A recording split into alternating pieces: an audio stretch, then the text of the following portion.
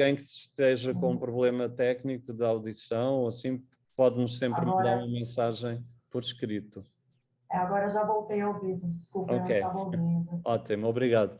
Então, queria só dar as boas-vindas a todos que vão assistir a esta sessão. Como eu estava a dizer, é a primeira atividade do CIELA, deste Centro do Departamento de Estudos Portugueses aqui da Universidade de Macau, para este semestre.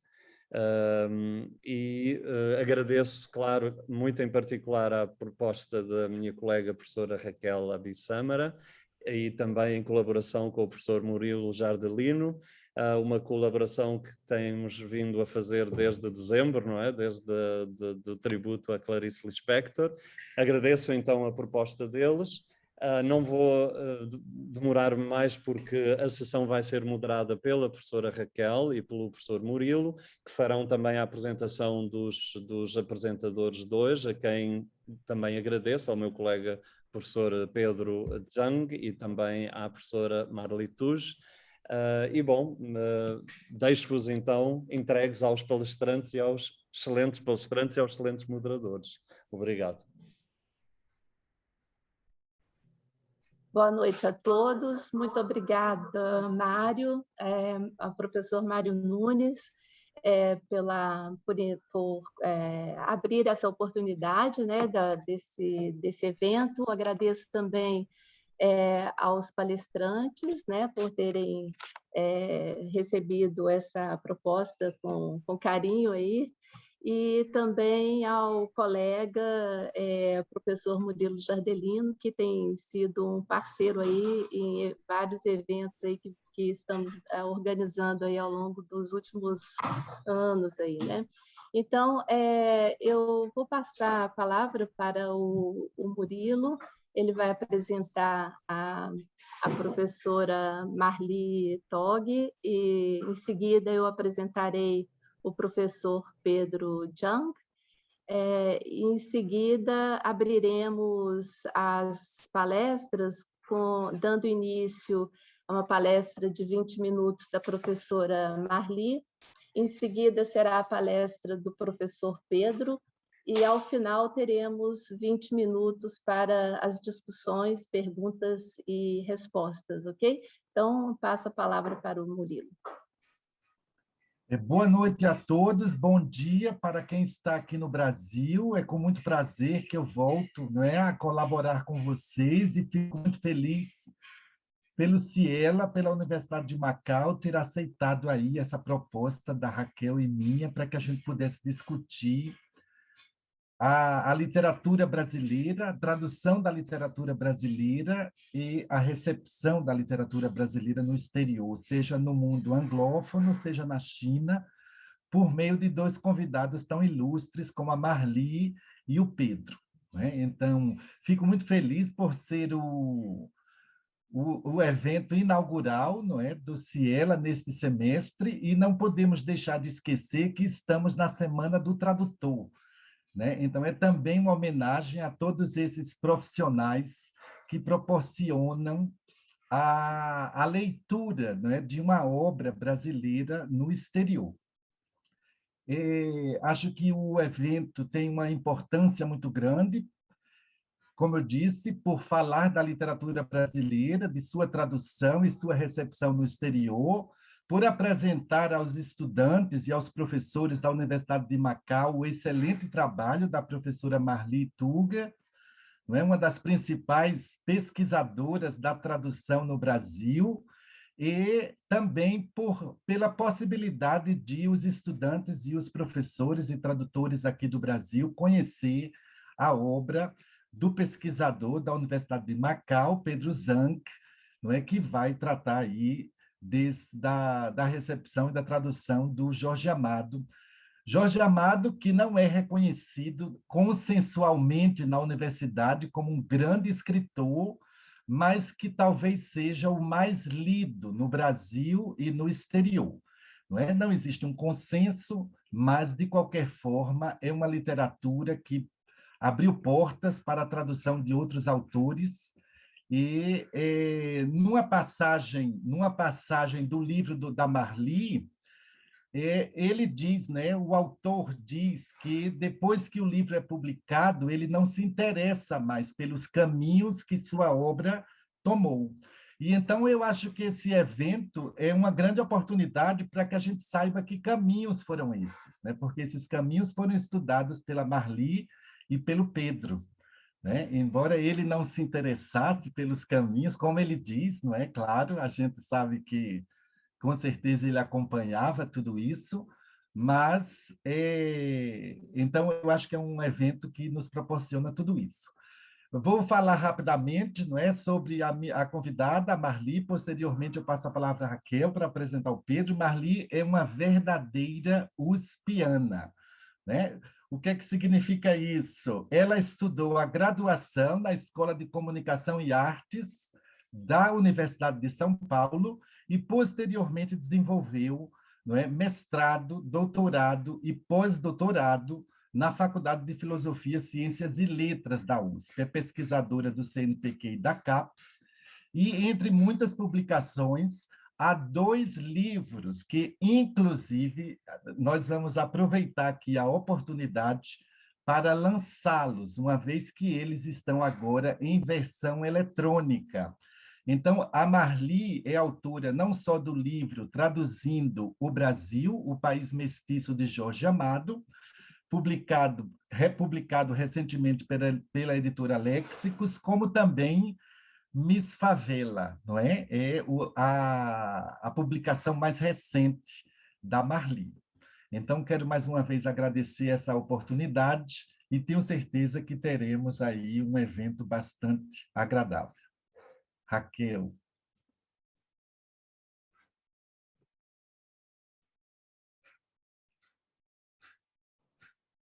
Bom, agora eu farei a apresentação do Pedro, né? Professor... rapidinho. Professor Pedro Jang, ou Jang Jianbo, né? Ele é colega aqui na universidade, professor aqui na Universidade de Macau, da área de estudos da tradução. Ele também é um uspiano, né, porque ele fez o mestrado dele em Linguística pela Universidade de São Paulo, pela USP, em 2008. Ele graduou-se em Língua e Cultura Portuguesas pela Universidade de Estudos Estrangeiros de Pequim, Beijing Foreign Studies University, e onde foi docente do Departamento de Português entre os anos de 2003 e 2016. Fez o doutorado dele aqui da Universidade de Macau e o seu tema de pesquisa consistiu na análise de traduções e recepção do escritor Jorge Amado na China. Bom, conforme o Pedro, né, na fala do professor Pedro, ele vai analisar aqui, né, acho que ele vai falar dos pelo menos 15 títulos, né, que foram publicados, romances traduzidos de Jorge Amado para o chinês, e conforme os estudos do Pedro Jang, cito aqui uma passagem dele, ele diz que a tradução das obras de Jorge Amado na China não foi determinada, primeiramente, por uma ótica literária, mas sim por uma ótica política e ideológica. Fecho citação. O Pedro fala também de uma descontinuidade na tradução de suas obras, né, das obras de Jorge Amado, ou seja, como se fossem 2 ondas, né, de tradução do autor aqui na China. A primeira onda... 3 ondas, já são 3, então, mas uma delas foi na primeira metade dos anos 50, e depois, nos anos 80, a terceira onda, ele vai falar, vai nos contar aí. Então, fica já uma pequena introdução do que vai ser falado, e agora acho que podemos dar a palavra para a professora Marli Tug para fazer a sua fala no espaço de 20 minutos. Muito obrigada, Marli. Oi, obrigada a todos. Obrigada à Universidade de Macau pelo convite, obrigada Raquel, Murilo, muito bom estar aqui falando com o Pedro e obrigada a todos pela presença. É muito bom poder falar do trabalho que eu gostei tanto de fazer, que me acrescentou tanto, até mesmo no conhecimento sobre o meu próprio país. O Jorge Amado, eu acho que eu tenho que... como o Murilo falou, foi alguém muito popular no Brasil. Ajudou muito a divulgar a imagem do Brasil. Não, realmente o Murilo ele não tinha esse interesse sobre... não é que ele não tinha interesse, ele achava dolorido, sabe? Ele achava uma coisa dolorida ficar vendo como as pessoas se mudavam, se não mudavam. Então ele achava que a obra era livre para voar, né? E aí eu vou contar um pouquinho para vocês primeiro quem foi, então, o Jorge Amado. Porque o pessoal aí, imagino que não conheça muito. Vou tentar falar um pouco mais devagar, falo rápido, né? Eu começo com uma frase do Jorge Amado. O homem necessita de beleza como necessita de pão e liberdade. As artes existirão enquanto o homem existir sobre a face da terra. Então, acho que isso já mostra o espírito de Jorge Amado, uma pessoa muito interessada nos seres humanos, na liberdade, na beleza da vida, né? Ele foi um escritor que nasceu na Bahia, um lugar muito bonito do Brasil, mas ele nasceu um pouco mais para o interior, numa cidade chamada Itabuna, e na época era um local onde existiam plantações de cacau. E o pai de Jorge Amado era um pequeno proprietário de terra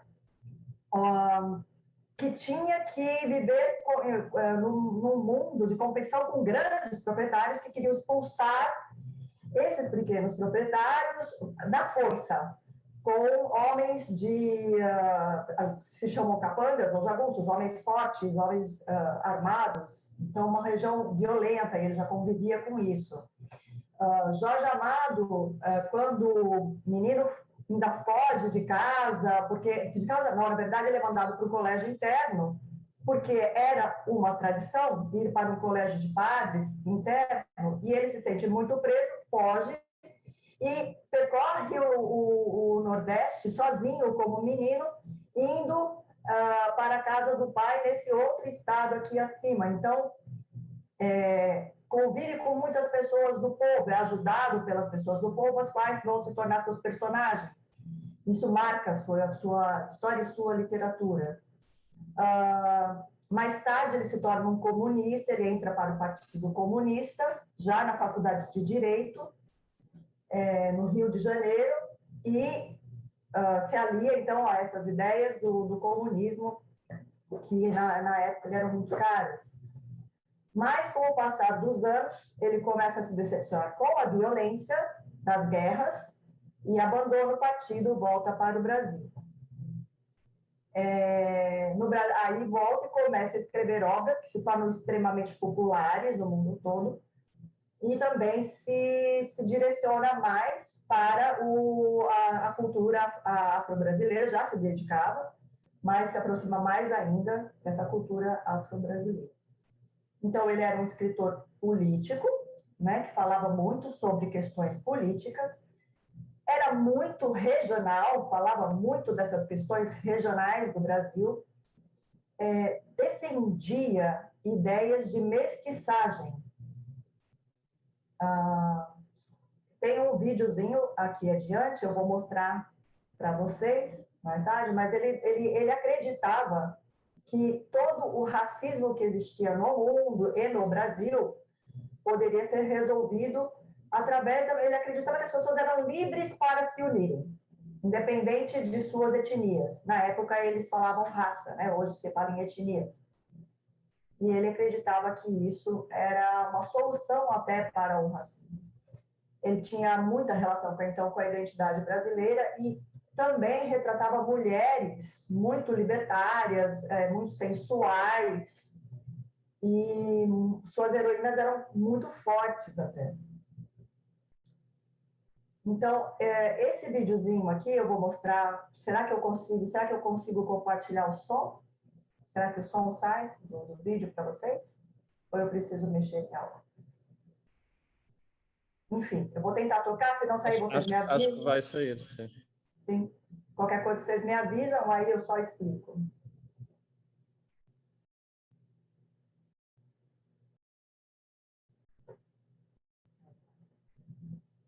Fundação.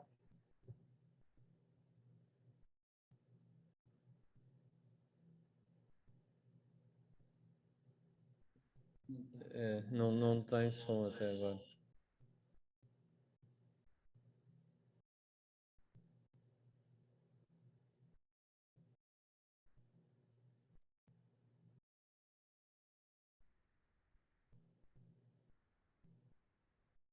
Marli, não está com som. Não estamos a ouvir o som. Ah, então tá. Eu acho que eu teria que mexer em algo aqui para compartilhar o som. O Jorge Amado vai dizer que o Brasil a Bahia seria o começo de tudo, porque do Brasil, né? Porque é o lugar onde as pessoas se uniram, as três, ele fala, né, raças, né, brasileiras, seria o branco, o índio e o negro. E que isso era uma das coisas mais bonitas que existiam no Brasil, e que ele acreditava que essa era a forma como o Brasil venceria todas as questões de racismo no Brasil. Esse PowerPoint depois eu forneço para a universidade, tá? E se vocês quiserem passar para os participantes, vocês podem passar à vontade. Isso que ele fala é muito interessante porque ele coloca depois numa obra dele muito importante, que é a Tenda dos Milagres, tá? Que é a obra que as pessoas acabam associando mais à sua autobiografia. Eu estou falando muito rápido, será? Ou não? Tudo bem? Ok. E isso é uma grande marca também das obras do Jorge Amado, mas é uma questão muito polêmica no mundo, e foi em muitos momentos da nossa história. Então, deixa eu passar aqui adiante. Aí a questão é, por que estudar Jorge Amado? Por que estudar as traduções do Jorge Amado? Na língua inglesa, o Jorge Amado foi o primeiro, e acredito que o único, que entrou para, talvez mais tarde, Paulo Coelho, não sei, mas ele foi o primeiro escritor que entrou para a lista de best-sellers do New York Times, isso em 1962, com a Gabriela Cloven Cinnamon. E ele, em 96, ele entrou para o livro Guinness de Records como o escritor mais traduzido do mundo. Então, ele já se torna, só por isso, só uma questão muito interessante, muito relevante para a tradução. Mas a minha pergunta era, como esse escritor, que ele foi traduzido para 80 países em 49 idiomas, e talvez até esse número já tenha sido atualizado. Então, a minha pergunta, né, que vinha disso, como que esse escritor, que era regional, baiano, que falava de homens armados e fortes, e de uma região tão afastada, numa identidade muito diferenciada, enfim, de mulheres muito sensuais, né, muito... Como que ele tinha sido best-seller nos Estados Unidos, que é um país que não tem essas tradições, não tem essa cultura. Aí, quando eu entrei, então, para a universidade, para o meu mestrado, lendo Lawrence Benucci, eu também fiquei pensando muito nessa citação, que a tradução ela tem esse enorme poder de construir identidades nacionais para culturas estrangeiras. E, então, ela vai ter essa ligação com questões de discriminações éticas, geopolíticas, etc. E eu fiquei muito, muito curiosa, mas será que tem alguma relação? E continuei, então, sim, vou estudar, vou tentar saber como que isso aconteceu. E aí eu fui, então, atrás de várias informações e descobri que as primeiras traduções brasileiras. Na verdade, os autores brasileiros tentavam se traduzir e se levar para os Estados Unidos ou para fora do Brasil, mas uma das primeiras editoras que fez isso com mais consistência, levar nossas obras para fora do Brasil, foi a Alfred Knopf Publishers. E foi dentro desse projeto de boa vizinhança, né, do presidente Roosevelt, quando se criaram várias verbas para a tradução, foi na época em que vários artistas brasileiros enfim, várias pessoas de produção nacional foram levadas para os Estados Unidos.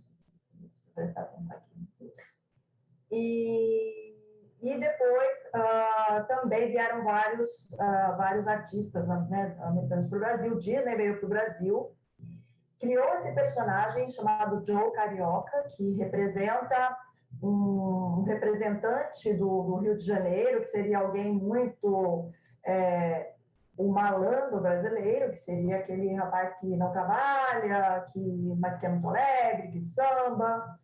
A Carmen Miranda vai para os Estados Unidos e vira essa nossa American Bombshell, essa mulher exótica e muito sensual, entra para os filmes. Então já se cria uma grande imagem do Brasil amigo. E aí, esses projetos de tradução, eles são, então, patrocinados pelo Alfred Knopf, que vem para o Brasil e já leva, a esposa dele, na verdade, Bunch, vem para o Brasil e já leva para os Estados Unidos três autores brasileiros, o Gilberto Freire, Jorge Amado e Graciliano Ramos. Nessa época, não é o Jorge Amado quem vai fazer sucesso, porque leva-se Terras do Sem Fim. Quem vai criar um certo rebuliço, vamos dizer assim, uma certa agitação, é a obra do Freire. Porque o que começa a se comentar é que o Freire, primeiro que a tradução era importante para que se conhecessem os países que estavam envolvidos ali no momento de guerra. Isso era importante, né? Então, nunca entenderemos os nossos países ao sul se não entendemos o seu ponto de vista, e a melhor forma é fazendo traduções, não é? Traduções literárias. E as obras do Freire já eram colocadas como obras que falavam sobre essas questões de raça, as quais os Estados Unidos tinham dado as costas, né, por um determinado tempo. Então, a grande lição, né, o Gilberto Freire, esse brilhante sociólogo do Brasil, ele fala, então, da lição que o Brasil pode dar ao mundo com a questão da fusão das raças, né, formando uma verdadeira raça europeia.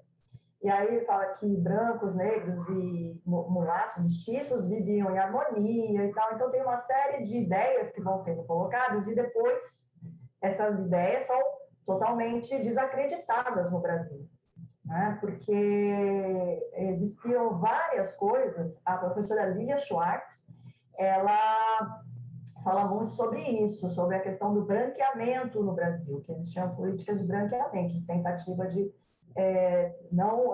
dizendo que cada vez que se fazia um processo de mestiçagem, se clareava, né, a pele das pessoas, enfim. Então, existem várias, é uma polêmica grande. Essa questão da mestiçagem e do clareamento é muito interessante de se estudar, e é uma questão política. Nós estamos num momento de guerra, onde muitas pessoas morreram na Europa por discriminação, de Hitler, por assassinato dos judeus. Inclusive, se coloca no finalzinho desse texto que a comunidade do Brasil seria uma comunidade americana que não teria vergonha dos seus elementos judaicos, africanos, né, judaicos, africanos e brancos, e índios. Então, é muito interessante que se insere também, né? E a gente percebe que essa preocupação é uma preocupação que vai além, né, do que está ali. Mas o Jorge Amado, nesse tempo, ele não vai fazer muito sucesso, tá? Quem vai estar, então, nessa discussão é o Freire, isso vai continuar, e o Jorge Amado, quando entra para o Partido Comunista, ele acaba não sendo mais publicado nos Estados Unidos, porque aí ele está fazendo sucesso no mundo da cortina vermelha, ele está foi colocado como, né, um escritor político, ele realmente defende a ideologia, mas como vai se decepcionando com as mortes, e ele sai do partido, e com algumas atitudes do partido, ele sai, volta para o Brasil, e resolve escrever a sua literatura. Então, escreve Gabriela Cravo e Canela, que é um grande sucesso no Brasil. E aí ele fala, eu então publiquei Gabriela. Eu decidi escrever uma história de amor, insistindo que fosse uma história de amor, sem abandonar o contexto social. Jorge Amado nunca abandona o contexto social, nunca abandona a ideia de ajudar as pessoas que ele tinha convivido em sua infância. E aí os responsáveis do Partido Comunista me atacaram violentamente. Mas eu soube que uma edição cubana, prefaciada por um marxista, crítico literário, ironizava as críticas brasileiras de esquerda, dizia que Gabriela era um livro marxista onde a sociedade era analisada com lucidez e rigor. Então, nós já vemos uma interpretação cubana. Aí eu fui tentar buscar a interpretação americana. Essa é a capa de Gabriela no Brasil, essa é a capa de Gabriela nos Estados Unidos. E nós já vemos uma transformação em questão intersemiótica muito grande, né? A Gabriela americana, ela tem um cabelo loiro puxado, ela usa um sutiã de bojo e ela tem um peioar, né? Muito mais sensual do que a nossa Gabriela, que é muito mais rústica. E no lançamento da Gabriela, porque aqui ele já tinha abandonado o partido, né? O Alfred North volta. Enfim, o lançamento da Gabriela é muito interessante porque as imagens veiculadas sempre lembram, imagina, aqui é a década de 1960, o que está acontecendo no Brasil é bossa nova. Então, a gente vê aquele clima também de bossa nova. A bossa nova, ela está muito veiculada também a uma política outra política de boa vizinhança, que é a política já do John Kennedy, tá? Aliança para o Progresso. Então, a gente vê esse clima, né, de Rio de Janeiro, sendo que ele era da Bahia. E as imagens muito lembrando Carmen Miranda. Então, são velhas imagens que vão sendo retomadas, né, nesse lançamento. E quando a gente vê no jornal o que vai ser falado, eles dizem assim, olha, a tradução foi feita por William Penrose, ela não era realmente uma boa tradução, ela era muito domesticadora, ok? Acho que quem estuda tradução sabe do que eu estou falando. Mas se ela for tão natural, assim, ela, de uma forma como ela é natural, a Gabriela vai se tornar uma Gina Lollobrigida ou uma Sofia Loren. Então, novamente, eu tentando imaginar essa Gabriela, que é uma mulher do Nordeste, no interior do Brasil, muito pobre, que anda descalça, que não consegue nem sequer usar um sapato, sendo comparada a essas duas atrizes internacionais. Aí nós temos no New York Times que Gabriela representa, indubitavelmente, a liberação artística do Jorge Amado de um longo período de compromisso com a ideologia comunista. E que ele não precisou fazer uma declaração pública para dizer que para mostrar que a integridade artística prevaleceu sobre a linha de partida, né, a linha partidária. Ficou chocado. Ele ficou realmente chocado com o derramamento de sangue na Hungria e criticou como eles lidaram com o caso Pasternak. E ele era muito amigo do Jean Paul Sartre. Mas ele não fez essas declarações porque ele não quis fazer. Ele estava num momento que ele queria se recolher, também não podia se expor por estar abandonando o partido, não podia se expor. E também não quis fazer, ele não se tornou um grande capitalista, na verdade. mas assim se colocou no New York Times. Então, a gente já vê uma interpretação cubana, uma interpretação americana diferente. E diferentes da interpretação brasileira, que realmente nada teve a ver com isso. A gente vê que existiram, então, múltiplas Gabrielas, né? Como se a Gabriela tivesse saído daqui do Brasil assim para chegar lá assim, não é? Aí o meu trabalho com a tradução foi, acho que ainda tem uns minutinhos, foi com o texto, os marcadores culturais, o paratexto, que eu mostrei um pouquinho. Eu fiz várias, são 3 obras que eu analiso, não só essa, mas eu vou dar os exemplos um pouquinho dessa e só um pouquinho da outra, rapidamente. William e Grossman eram 2 tradutores muito técnicos que foram ali, não tinha quem traduzisse português. Não existia. Então, eles pegam essas pessoas e aí eles falam assim, tem um cabra, um homem de confiança. Cabra, aqui no Brasil, para muitas pessoas é simplesmente um homem, né? Um rapaz forte. Mas, na época, então, ele se associou, ele foi buscar isso no dicionário e ele coloca assim, cabra é o termo que se aplica à cria, né? O filho de um mulato com um negro, que é, em geral, um assassino do sertão. Capanga e jagunço. Essa concepção não existe hoje, totalmente desconectada de uma realidade atual. Talvez ele tenha relacionado àquelas pessoas que o coronel, o dono dos escravos, contratava para caçar os escravos fugidos. Ficou assim, mas isso é considerado extremamente racista hoje. E aí ele também vai falar que capanga é assassino negro, sempre associando com negro, que não é uma... Sim, isso aqui é totalmente fora de um contexto que hoje seria considerado, seria queimado, né? Uma coisa dessa. E Jagunço também, ele tenta fazer uma explicação longa a respeito. É bem interessante, quem quiser ler ou esse livro em inglês, ou, né, fazer outras também comparações. Já o Mundinho Falcão, que era aquele que tentava mostrar que tinha conhecimento, ele vai falar, eu disse-lhe, coronel, sei que o senhor é unha e carne com o coronel Ramiro Bastos. Ele está falando com o coronel, né? Tive grande prazer em vê-lo, né? Ele usa ênclise. Quando isso é traduzido, ele fica, I have told you all I had to say, e aí ele vai colocar, I know that you are hand in glove, é uma linguagem padrão.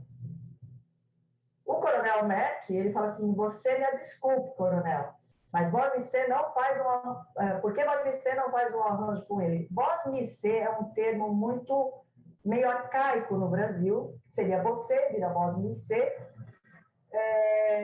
Desculpe é uma forma regional. Então, esses termos regionais, eles passam padronizados no inglês. Excuse me for suggesting, vira chique, e não é chique em português do Brasil.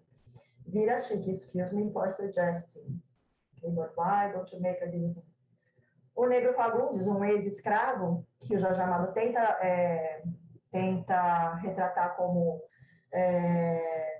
alguém que não consegue falar o inglês padrão, o português padrão, tu procura ele, marca um lugar para mim encontrar, you go talk with him, ask him where I should meet him. Muito padrão, muito elevado para o tom dele. Então, essa diferença sociolinguística desaparece.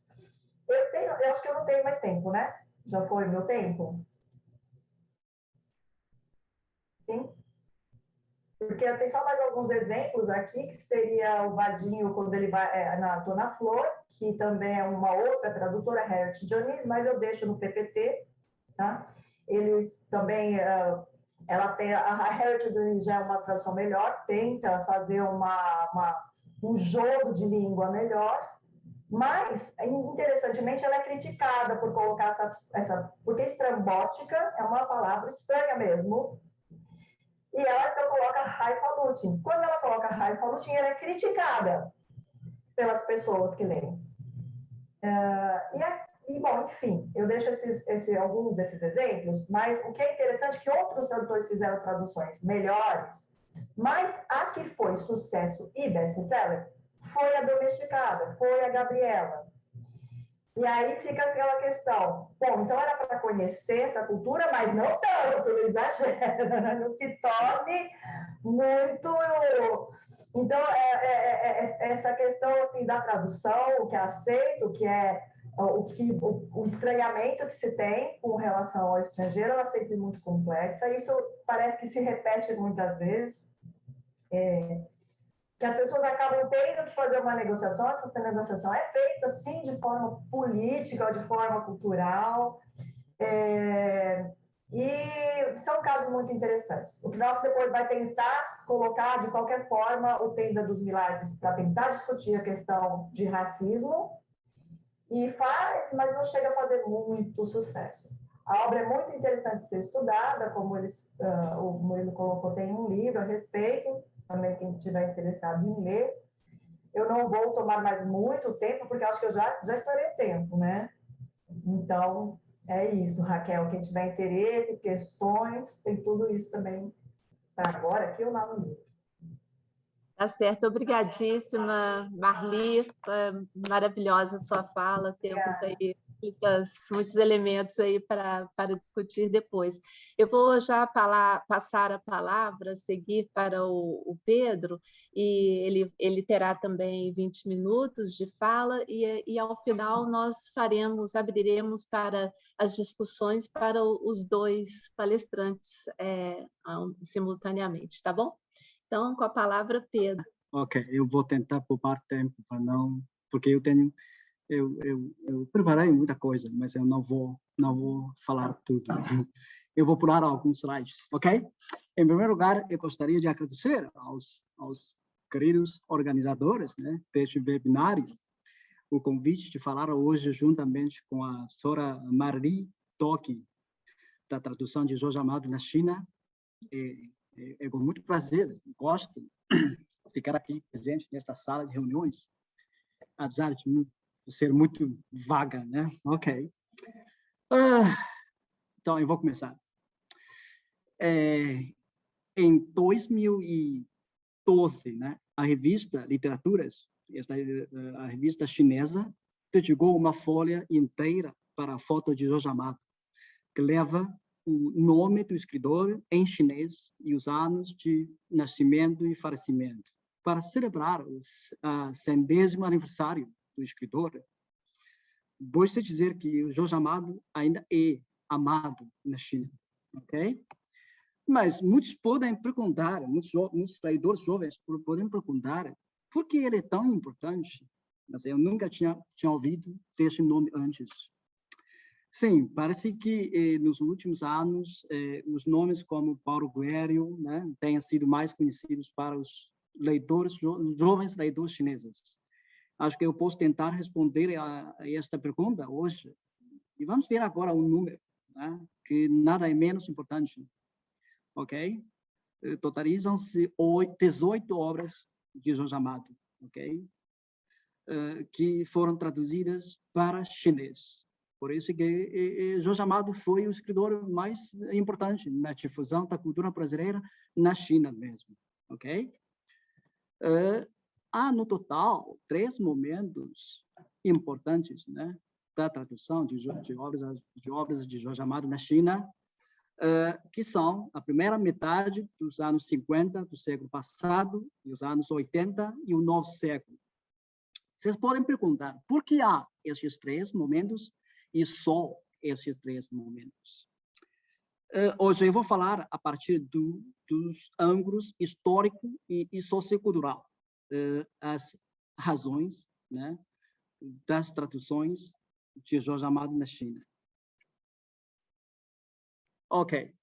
Em primeiro lugar, vamos conhecer a primeira metade dos anos 50 do século XX. E a gente tem que, acho que muitos de vocês já conhecem este ano, né? Este ano é muito importante para a história da China. Em 1949, terminou a Guerra Civil, né? E fundou-se a República Popular da China, e o novo regime vermelho, na época, fazia parte dos argolas mais fracas da cadeia do comunismo internacional, ok? Esta afirmação não é minha, mas sim é de Lenin, ok? depois da Segunda Guerra Mundial, a guerra continuava, só que não era quente, era fria, ok?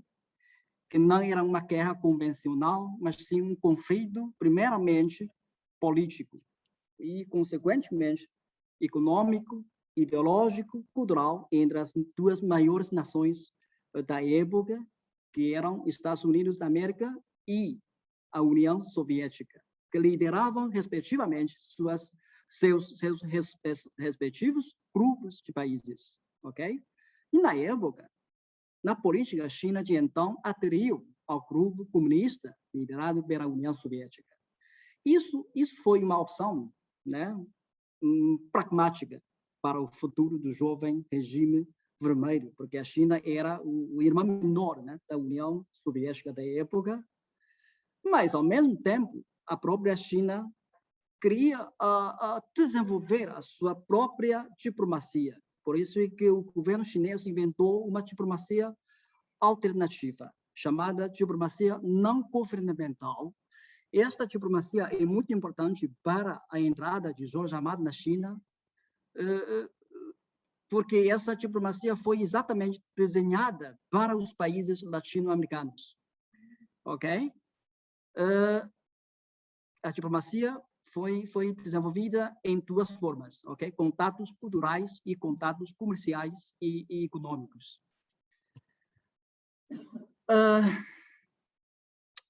O governo chinês decidiu, na época, adotar um modelo soviético em quase todas as áreas do país, inclusive, claro, a arte e a cultura, ok? E a literatura. O realismo socialista, né, combinando com o termo literatura proletária e o critério proposto pelo presidente de então, Mao Zedong, o critério político em primeiro lugar e o critério artístico e literário em segundo lugar, passaram a ser o padrão na regulação e avaliação de trabalhos literários e tradutores nos anos 50 e 60 da época. Okay.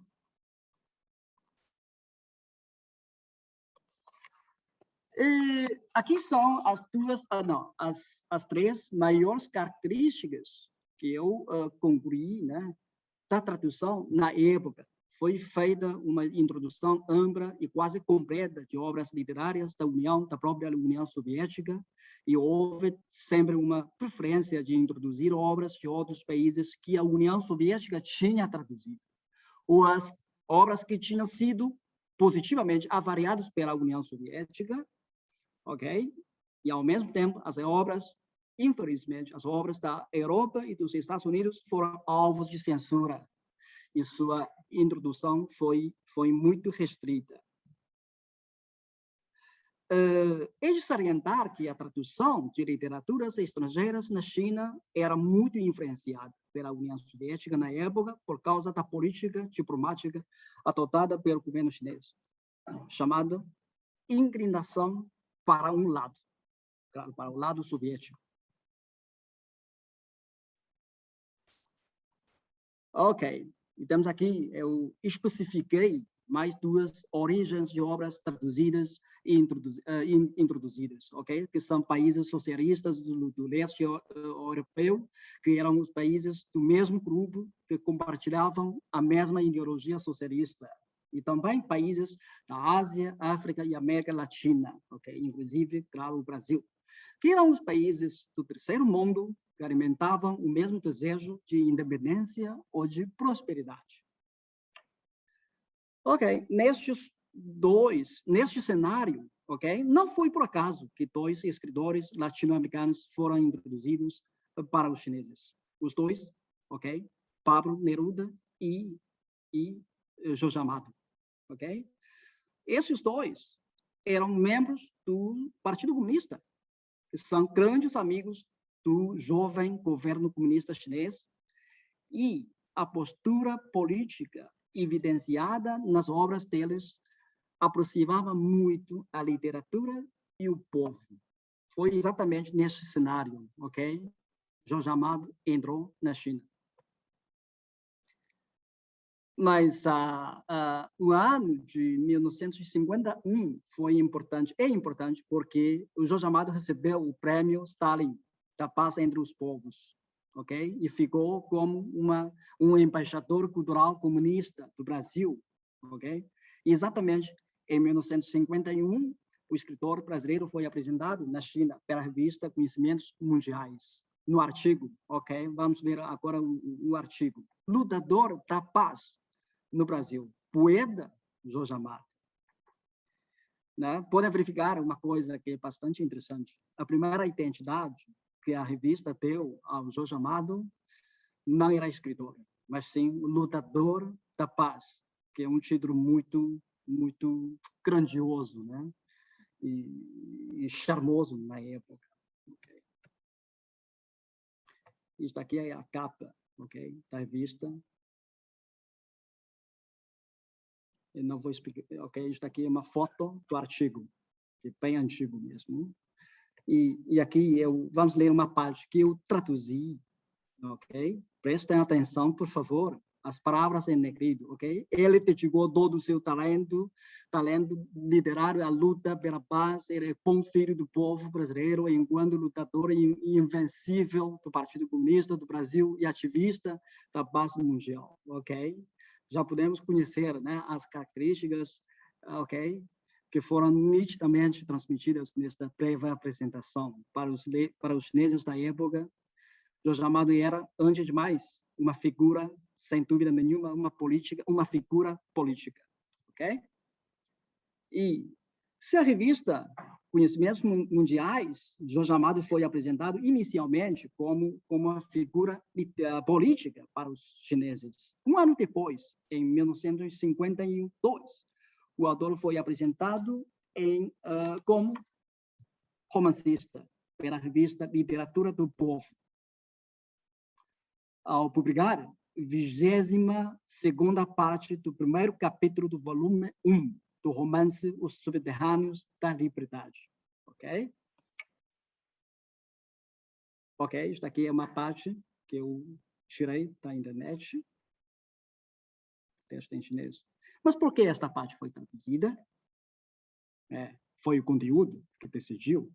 Esta parte descreve a caça aos comunistas feita pelos policiais a uma oficina. A oficina, no romance, é uma casa de impressões, onde se reúnem os membros do Partido Comunista do Brasil, ok? E depois de ler esta parte, né, eu senti que durante todo o conflito, os comunistas, apesar de acabar sendo presos, se comportam como heróis e não cedem nenhum passo aos inimigos, ok? A luta foi muito intensificada e a coragem dos camaradas comunistas foi destacada na tradução, ok? A tradução também, né, exerce influência sobre a literatura, sobre as obras literárias. A própria tradução pode fortalecer, né, ou até reduzir o efeito ou estilo, ok? Da obra original. Mas isso faz parte de outra questão, que eu não vou desenvolver agora. Isto aqui é uma breve apresentação na nota da tradução que o tradutor Zheng Yonghui fez, ok? Que são 3 apresentações sobre a trilogia, né, de obras de Jorge Amado, que foi traduzida. Eu vou ler rapidamente, ok? Desde o Sem Fim relatava a história em que proprietários rurais disputaram terras e reservas de mata, expulsando e matando os pobres. E também aqui,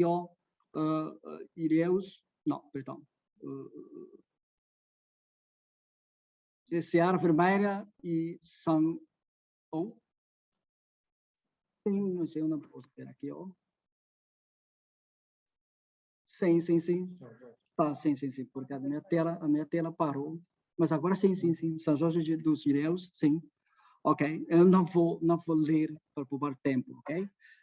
Porque aqui é uma conclusão, né? Salientam-se as características distintas destas 3 obras, ok? São destacados conflitos entre proprietários rurais e pobres, e conflito entre imperialistas, além da guerra entre proprietários e pobres. As posturas políticas que o autor evidenciou nas obras, assim como sua aproximação proletária, eram aplaudidas pelo jovem regime vermelho chinês e até foram intensificadas pela tradução. Ok. Além dos três referidos, o Cavaleiro da Esperança, a vida de Luís Carlos Prestes, também foi traduzido na China. Esta obra leva consigo mais valor político do que cultural, porque se trata da biografia do secretário-geral do Partido Comunista do Brasil, que na época se encontrava na prisão. Por isso é que esta obra de Jorge Amado tinha como objetivo incitar o governo brasileiro a liberar o secretário-geral do Partido Comunista. Ok? Ok. Isto aqui é uma tapelinha que eu fiz com todas as obras traduzidas nesta primeira época. Ok? São 4. São 4, sim. Vocês podem dar uma olhada também à língua-fonte, né? Nenhum inglês. Nenhuma obra foi traduzida do português, ok? Porque na época, na China, ninguém falava português ainda. Ok. Em 1956, teve lugar um outro evento político muito importante na história do comunismo, ok? Internacional, que é o 20º Congresso do Partido Comunista da União Soviética, em que o secretário-geral do Partido Comunista da União Soviética, Nikita Khrushchev, fez um discurso famoso, discurso, na época era secreto, ok? Em que o Stalin foi denunciado, foi quase negado, ok? Mas isso gerou uma grande confusão no mundo comunista, ok?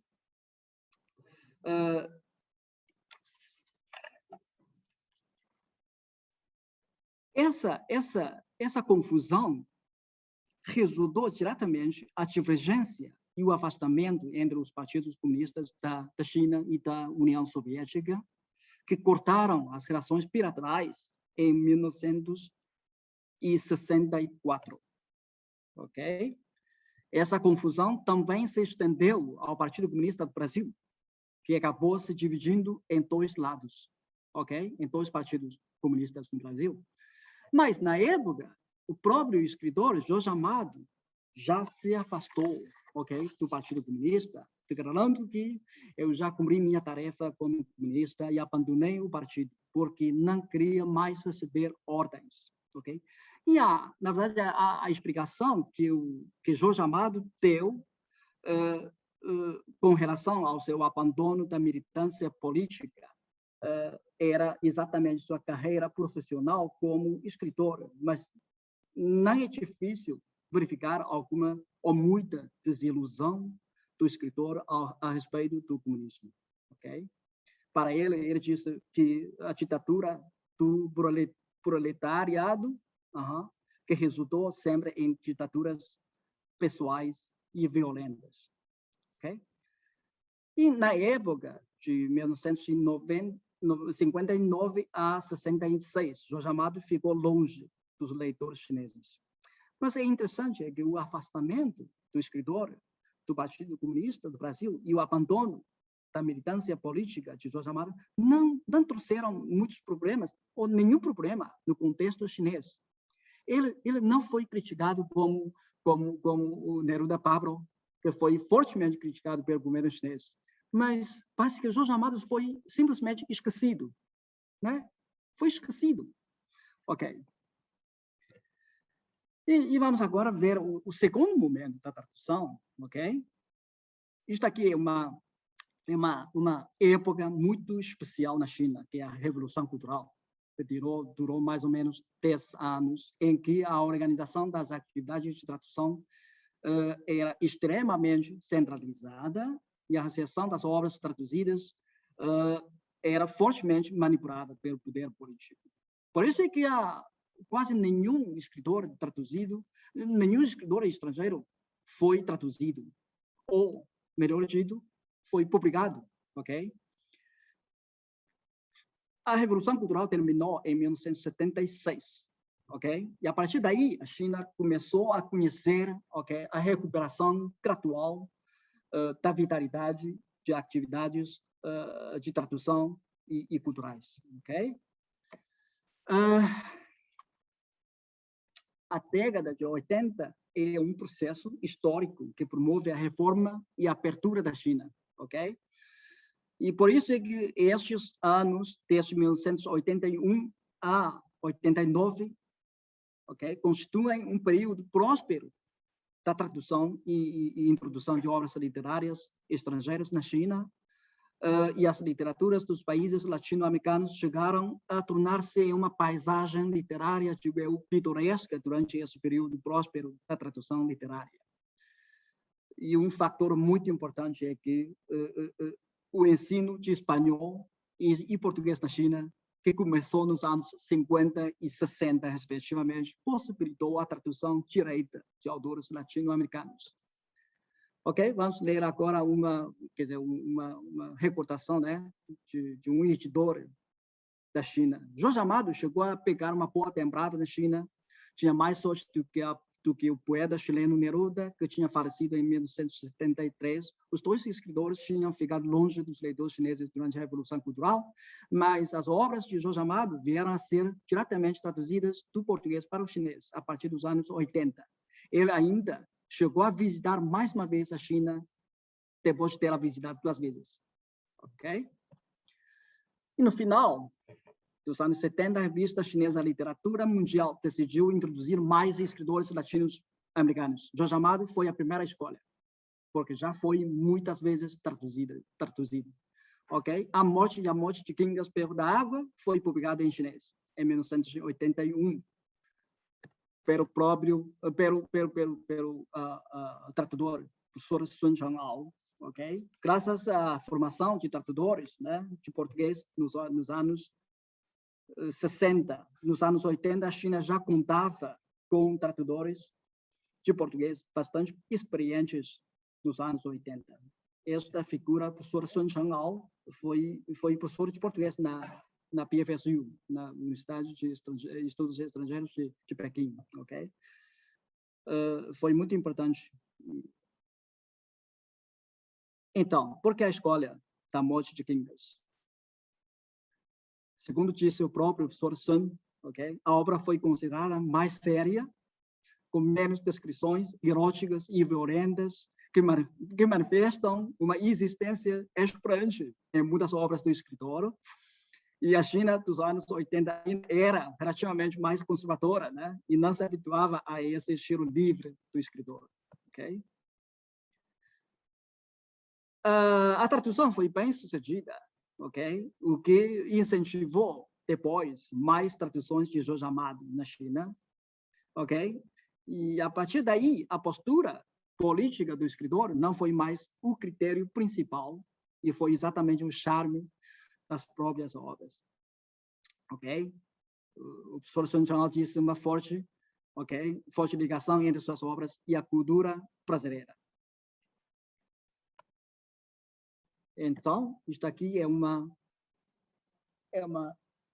taperinha, né, que eu fiz. Eu gostaria de destacar mais uma figura, mais um tradutor de português importante, que é o professor Fan Weixin, ok? Que começou a traduzir Jorge Amado em 1987. Foi exatamente o professor Sun Chang'ao que sugeriu, ok? As editoras chinesas, o professor Fan Weixin, porque na época o professor Sun já estava em Portugal e não podia traduzir mais. E então o professor Fan Weixin começou. Podemos ver no mesmo ano, né, os dois traduziram em conjunto o romance Dona Flor e seus 2 maridos. Sim, os dois traduziram. Ok. Isto aqui são as capas, né? Pela curiosidade, eu gostava de mostrar para vocês as fotos das capas bem antigas, né? Ok. Ok. E vamos ver agora, nos anos 90, a tradução de Jorge Amado decaiu consideravelmente, porque por causa de muita coisa, ok? O mercado substituindo a ideologia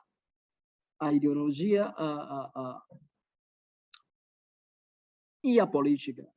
O mercado desempenhou um papel crescente na manipulação sobre as atividades de tradução e a escassez de tradutores que praticavam a tradução literária a partir da década de 90, assim, prejudicou a tradução de obras de escritores latino-americanos na China, porque a tradução literária tem sido sempre muito mal paga.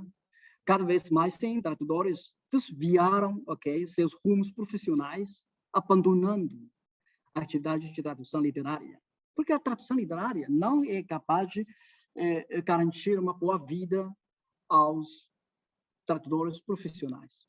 Ok. Antes dos anos 80, a lucratividade não era o maior objetivo de editoras, mas o governo chinês se responsabilizava por perdas de ganhos. E, ao mesmo tempo, opiniões de especialistas do meio literário, que eram muito influenciados pela política, determinaram a introdução das obras de escritores estrangeiros. E depois dos anos 90, o regime editorial sofreu mudanças e cada vez mais editoras se tornaram privadas. E, a partir daí, a lucratividade ficou cada vez mais importante para as instituições de publicação.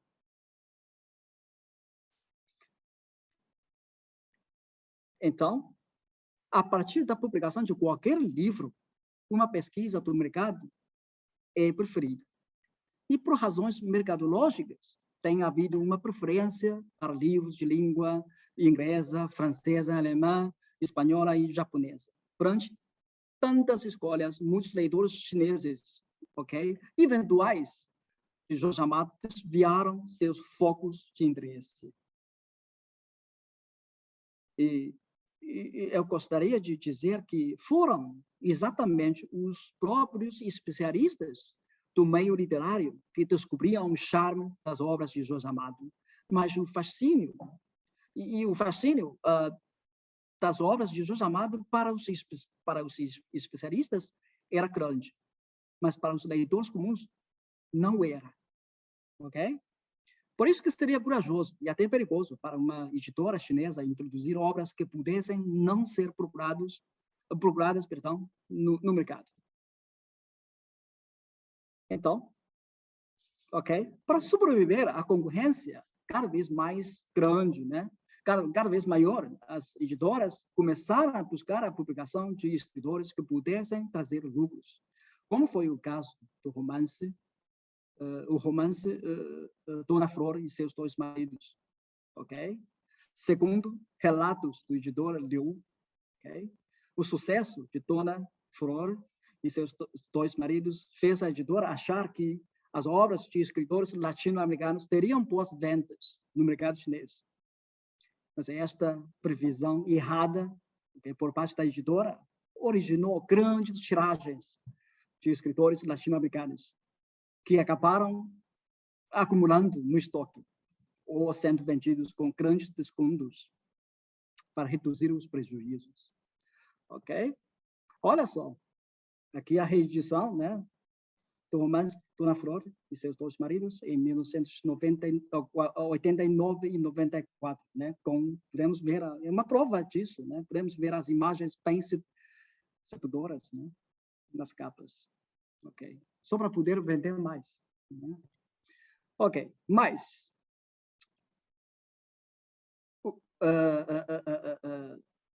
o prefácio da tradução deste novo romance, Grande Tocaia, ok? Todos os elementos ideológicos e políticos do escritor brasileiro, ok?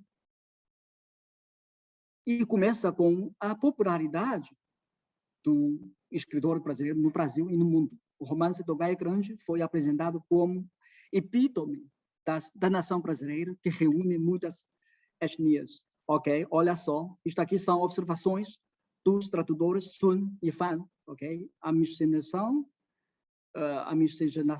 das etnias traz consigo a fusão das culturas que se manifestam na literatura, música, arte, dança, religião, entre outros aspectos.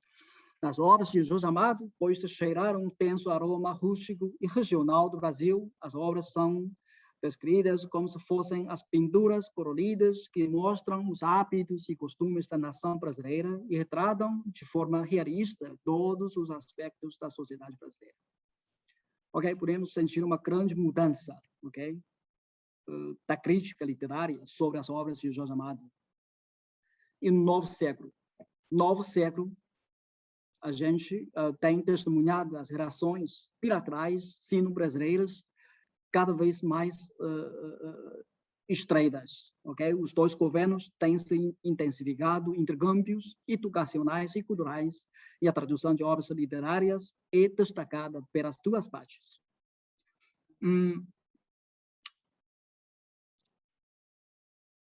Ok, intercâmbios educacionais possibilitou o aparecimento de novos tradutores, ok? Podemos ver agora na China tem muitas universidades, né, que oferecem cursos de português, ok? Isso facilita muito a tradução literária, ok? Eu posso dizer que a presença da força do mercado continua manipulando as atividades de tradução, ok? Olha só, isto aqui são as obras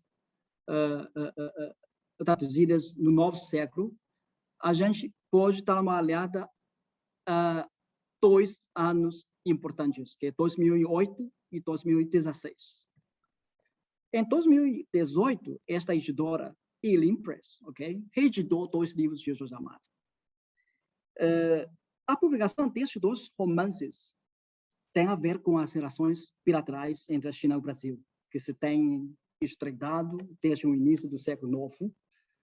Essa editora é muito desperta a essa mudança e percebeu cedo as possíveis chances dos escritores brasileiros. Jorge Amado, com tantas obras já traduzidas, né, entrou na mira da editora.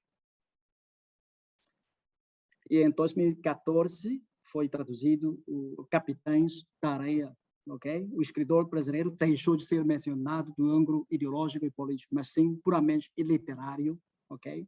Ele tem muitos títulos, né? O título de romancista do povo, a ideia esquerda mais preferida de Jorge Amado para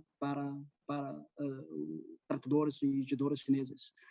E uma característica do romance foi destacada pelo tradutor, ok? Que é a simplicidade romântica.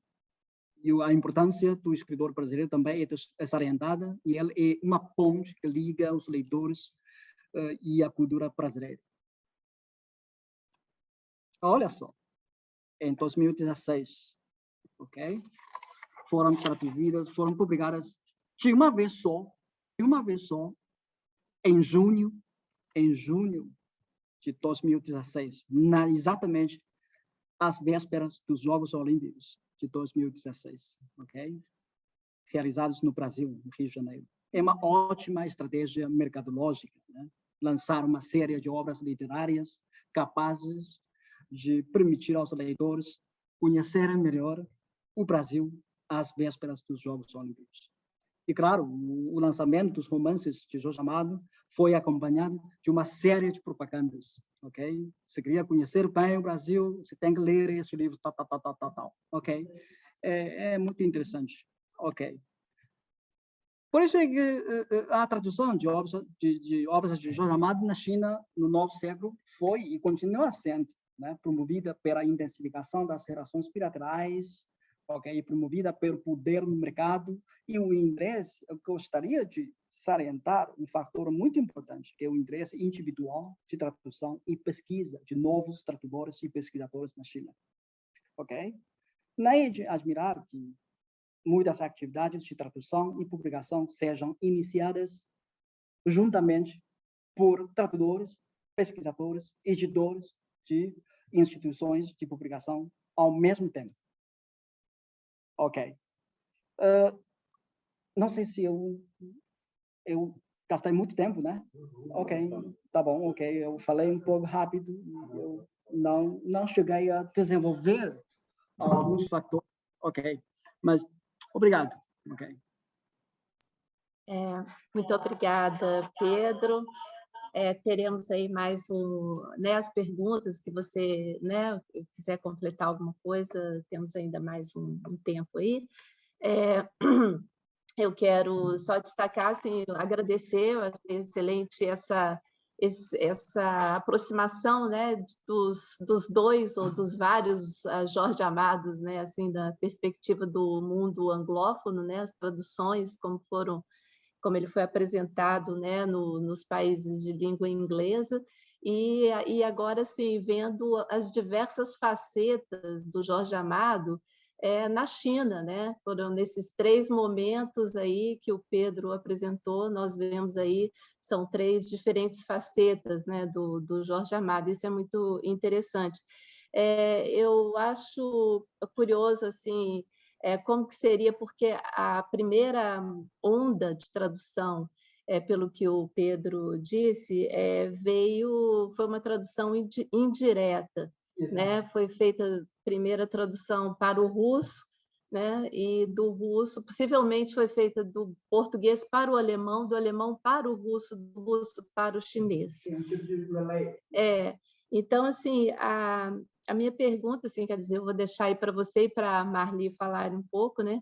Essa questão, por exemplo, a Marli destacou alguns termos regionalistas, né, que foram completamente, como fala, se perderam, né, na tradução para o inglês, como capanga, jagunço, cabra, né? Eu queria saber como que foi isso para o chinês, né? Depois de passar por tantas traduções indiretas, como é que isso chegou? E não somente os termos regionalistas, mas como também os termos de baixo calão, né? Que são os famosos palavrões, né? Do Jorge Amado, que são internacionalmente conhecidos. Eu queria saber como que isso foi traduzido tanto para a língua inglesa quanto para a língua chinesa, o idioma chinês.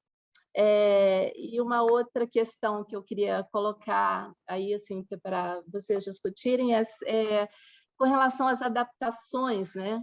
E uma observação de ordem intersemiótica que eu achei muito curioso, né? Quando a Marli mostrou as capas, né, do Jorge Amado, a Gabriela, a transformação da Gabriela, a sofisticação da Gabriela para o mundo de língua inglesa, e, ao mesmo tempo, na capa, numa das capas que o Pedro mostrou, não da última leva de tradução, mas foi uma das capas da Gabriela, não sei se é da década de 50, 60, a Gabriela também está sofisticadíssima, ela é loura, tem um cabelo curto, louro, tem um colar de pérolas, ela também é completamente diferente da Gabriela original, assim, a primeira Gabriela, né, do Jorge Amado.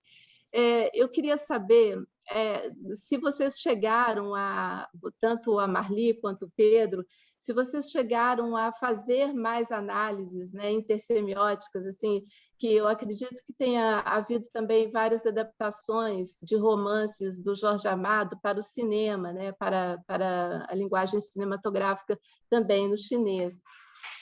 Então, na China. Então, eu queria, assim, saber se vocês veem, assim, muitas diferenças, né, nessas adaptações, por exemplo, da Gabriela, que eu imagino que deve ser um dos filmes, um dos romances mais adaptados. E lembrando aí que o Jorge Amado, numa entrevista que ele deu, uma longa entrevista que ele deu para a Bruna Lombardi, ele estava na Espanha, se não me engano, uma entrevista de mais de 1 hora. Em algum momento, a Bruna pergunta se ele estava satisfeito com as adaptações, né, das obras dele, dos romances dele para o cinema. E ele responde, não, isso é uma violência. Qualquer adaptação, né, eu me sinto violentado, né, quando vejo algum alguma adaptação, algum filme da minha obra, eu acho que já é outra obra, né? Porque, na verdade, como que ele fala, que ele, para ser uma adaptação, tem que haver uma recriação, porque se não houver uma recriação, vira um pastiche. Então, ele acha que ele cria a obra, ele é como se fosse o pai daquela obra.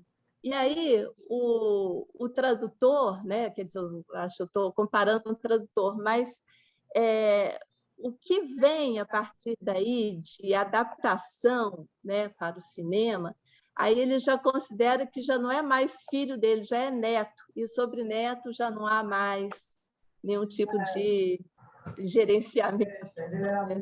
Então, assim, eu queria, de repente, colocar esse aberto, aí, se vocês quiserem comentar alguma coisa. Eu queria comentar algumas coisas. Está sem som, Marli. Sem som? Ué? Por que será? Eu escuto a Marli bem. Ué, você está me escutando? Não estamos ouvindo. O Pedro, você me escuta? Agora sim. Tá. Pode. Eu queria fazer alguns comentários com relação a... Primeiro, porque o Pedro me fez uma pergunta pelo chat, então eu vou só responder a pergunta dele e já faço os comentários que você falou, tá? Ele perguntou como era hoje nos Estados Unidos. Tem uma entrevista muito longa da Alice Hayard, que o Jorge Amado deu para Alice Hayard também, chama Conversando com Alice Hayard, né? E tem em francês também. E primeiro ele fala da desilusão deles, nessa entrevista ele fala da desilusão dele com o partido, e que amigos dele desapareceram, e ele começa a ficar realmente muito preocupado, muito desiludido com o que estava acontecendo. Então ele chega a expressar isso nessa entrevista, mas tardiamente. E ele chega a proibir a publicação do Seara Vermelha depois de um tempo, porque ele realmente acha que ele tinha se empolgado muito do que tinha escrito e que aquilo não correspondia à realidade. Aí o Pedro me perguntou como era hoje nos Estados Unidos essa recepção. Na verdade, os Estados Unidos ele é sempre muito hermético com relação à tradução. Ele prefere consumir a própria literatura e ele não tem uma tradição de tradução.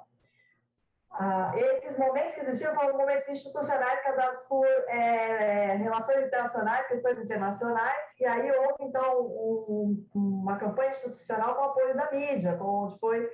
Isso não existe mais, né? Isso não acontece mais. Então, hoje, o que se tem são tentativas do Brasil, dos centros brasileiros, de tentar colocar a sua cultura. Então, é mais uma coisa de universidades e de alguns momentos, feiras, né? Enfim. Mas aí a gente teve depois republicações da Companhia das Letras. A Companhia das Letras comprou toda a obra de Jorge Amado e fez republicações. Tá? Agora, inclusive algumas retraduções. Eu fiz análise das imagens, tá? Eu fiz análise, tá lá no livro, alguém colocou agora, ali é do Lexus, que é o meu livro. Então, eu fiz as análises, porque eu usei outras obras, e sim, a tradução intersemiótica acontece a todo momento, e ela é muito forte, né? Nos estudos da adaptação e da tradução intersemiótica, a gente sabe que o visual é o que mais interfere, o que mais chama, o que mais atinge, né, o interlocutor, vamos dizer assim. Então, eu fiz, e elas puxam muito para esse lado, porque o Jorge Amado tinha todas essas facetas, e a faceta sedutora, quando ele faz esse percurso, ele entra muito em contato com prostitutas mesmo, né, quando ele é criança, e com pessoas do povo. Então, quando ele cria esses personagens, ele acaba sendo acusado de ser um escritor de prostitutas e vagabundos, né? E aí ele responde que ele fica muito orgulhoso disso, né? Então ele tem toda essa postura diferenciada, mas as pessoas, você vê que uma hora eles querem só destacar o político, outra hora eles querem destacar o exótico, e ele não é uma coisa ou outra, ele é tudo, né? Ele é tudo. Ele é também o sedutor, né? O escritor sensual. Mas, enfim, o Jorge Amado não gostava do filme. Ele achava uma violência, né? E aquele filme que é o ator, que o Nassib é um ator italiano, né? Agora eu esqueci o nome do autor, do ator, se alguém lembrar. Ele achava aquilo um horror, né? Ele achava aquilo um horror.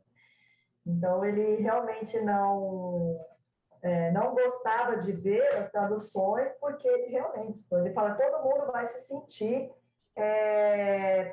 atacado com isso. Os baixo calão, a questão do baixo calão nos Estados Unidos, ela foi totalmente cortada, né? E eles tentavam fazer algum tipo de compensação ali, mas era muito cortado, né? E assim, tem essa questão da... Deixa eu ver o que mais que você perguntou. Acho que foi mais isso, né? Quanto às adaptações, elas foram muitas. A adaptação é uma coisa muito... Assim, você não paga roteirista quando você faz adaptação de um filme.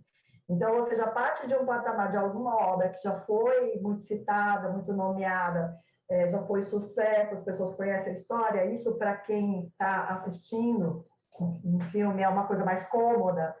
Eu já sei que essa história é boa, então vamos ver o que... E aí você não precisa pagar um roteirista, você pega já um roteiro e faz um roteiro adaptado, que é mais barato. Então, existem uma série de... É toda uma criação em grupo, né? Enfim, mas eles não gostavam de nenhuma delas, né? Existem várias questões aí. A adaptação sexológica é um mundo, né? É um mundo a ser estudado. Não sei se Pedro, sobre as palavras de baixo calão. Sim, tá bom. Vocês podem ouvir minha voz? Não sei. Sim, ok. Acho que eu vou responder. Raquel, você tem que desligar o som. Acho que eu posso responder as perguntas da professora Raquel de uma forma muito generalizada ou resumida, ok?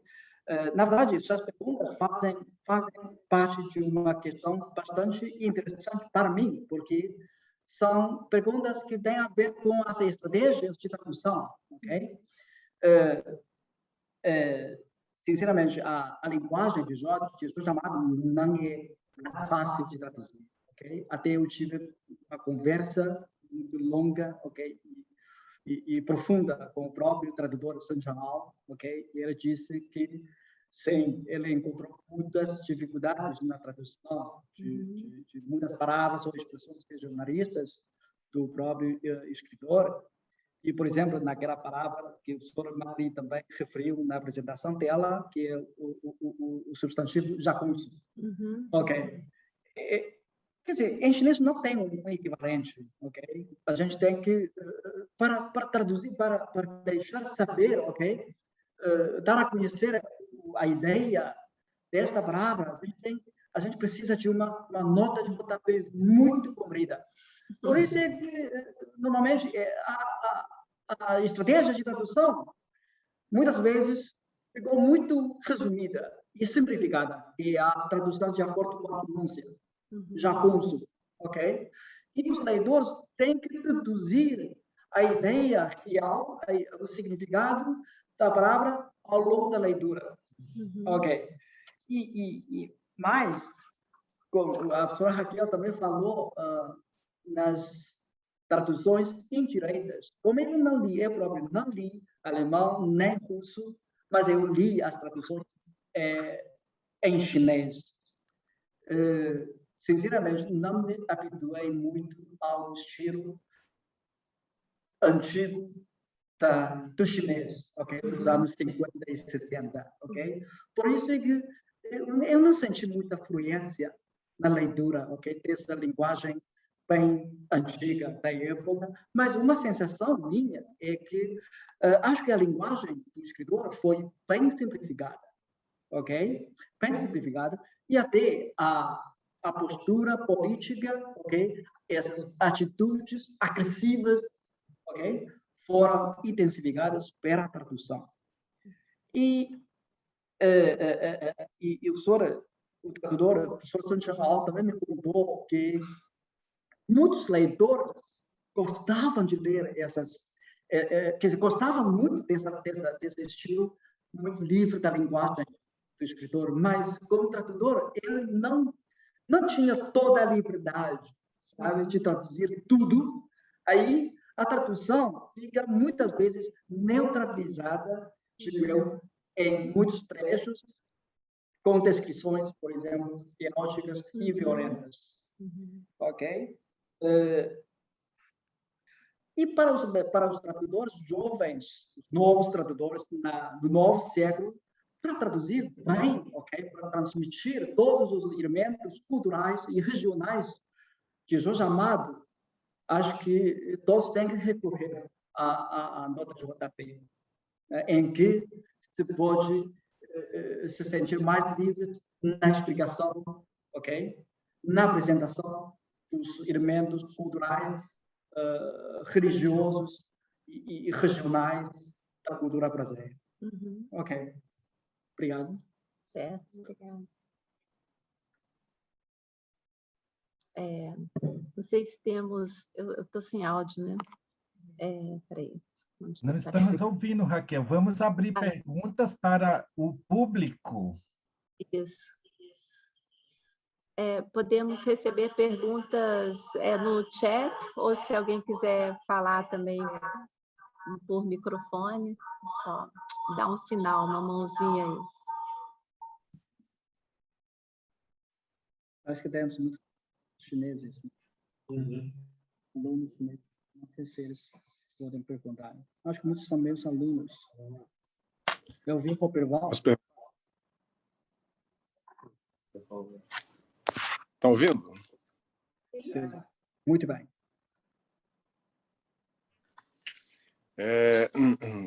Então, obrigado pelas palestras, pelas falas. Gostei muito das apresentações, especialmente do lado pictórico, né, dessas traduções, que eu acho que os dois, de alguma maneira,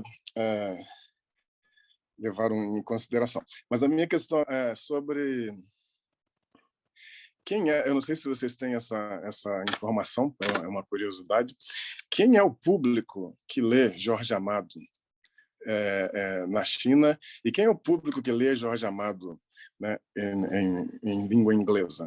Vocês têm essa recepção, né, que é a perspectiva de que público, que comunidades, né, estão, né, consumindo, digamos, essas traduções, a quem interessa ler esse Jorge Amado brasileiro? Obrigado.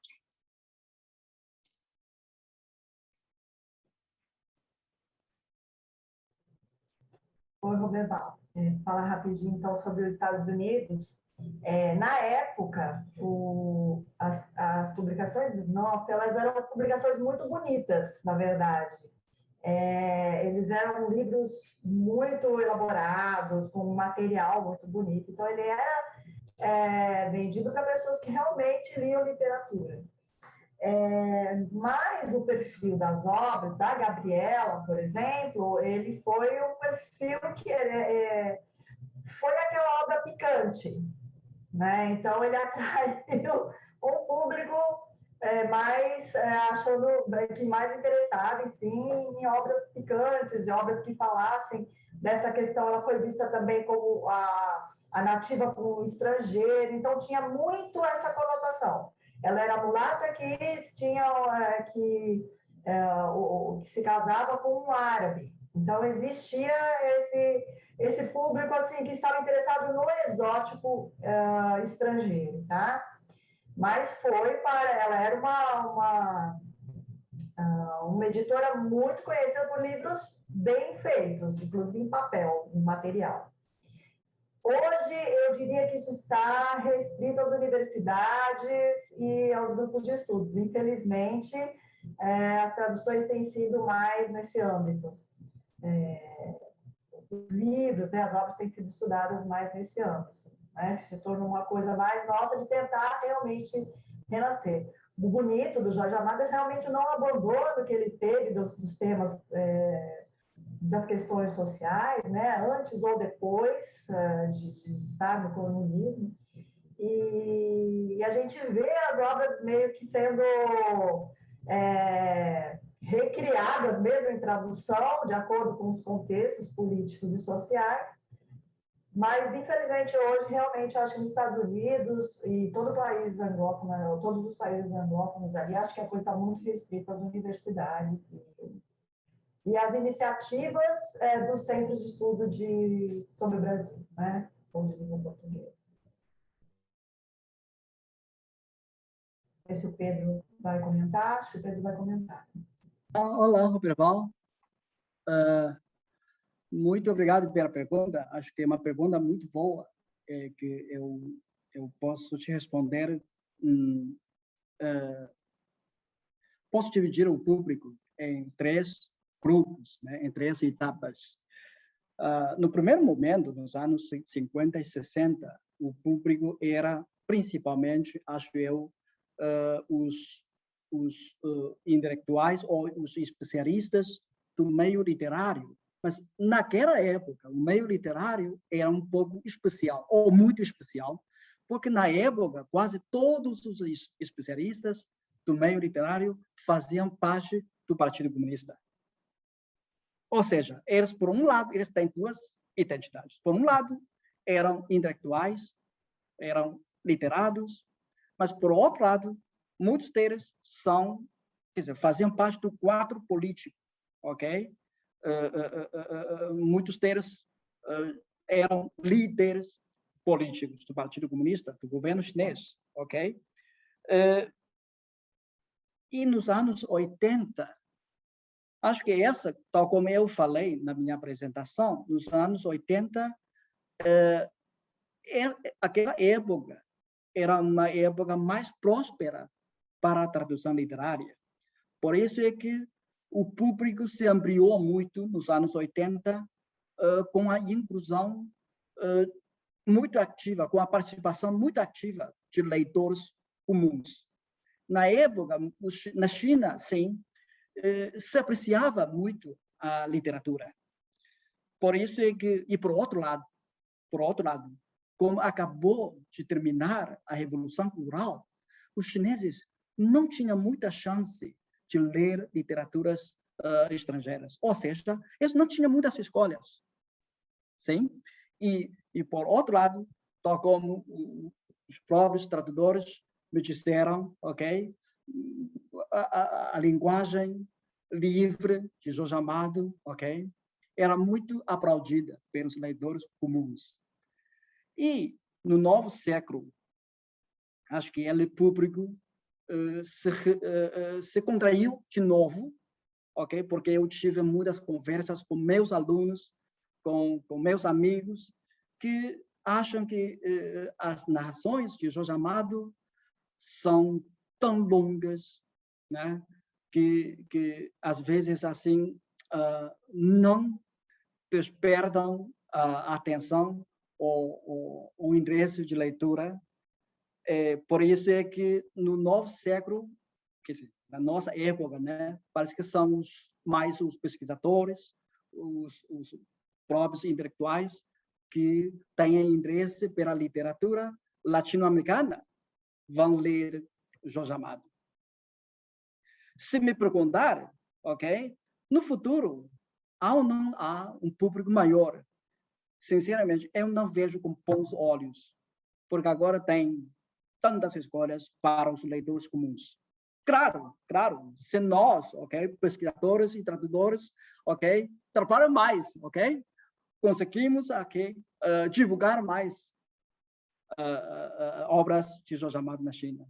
Provavelmente o público vai se ampliar. Obrigado. Pedro, só um comentário. É engraçado, eu tenho as cartas entre o Alfred Knopf, a tradutora, e o Jorge Amado. E como eles mencionam a questão do obra ser longa. E como isso é rejeitado, eles falam, inclusive, no jornal, olha, essa obra não é tão longa. Pode ficar tranquilo. Então, é uma certa preguiça que se tem de pegar um livro grande, né, para ler, isso é uma coisa interessante, exatamente. né? Sim. E já A Morte de Quincas Berro d'Água, que é um livro muito fininho, e que é uma história, eu acho, muito engraçada, muito com várias metáforas ali. O pessoal, né, até fez ali um pequeno sucesso, mas o pessoal reclama muito. E hoje nós estamos passando para um mundo, então, pior, né? Hoje em dia não se lê mesmo muita coisa. Se quer o vídeo, se quer a coisa rápida, o audiovisual, né, com esses meios eletrônicos. Então, eu fico pensando muito nisso, né? As formas de comunicação estão mudando, né? Que já eram assim, né? Agora, então, era isso que eu ia comentar. Ainda me esqueci de referir mais um outro fator importante, é que, como eu também disse há pouco, que a tradução literária na China é muito mal paga, e isso desmotiva, okay, as atividades de tradução. É um fator muito importante. Okay? Eu acho que isso é geral, porque aqui também, no Brasil, aqui é muito mais, você vê muito mais gente fazendo uma tradução jurídica, comercial. E nos Estados Unidos eu tenho um valor, numa das cartas, acho que era 5 centavos de dólar. Não, era uma coisa muito baixa também, não era muito baixa.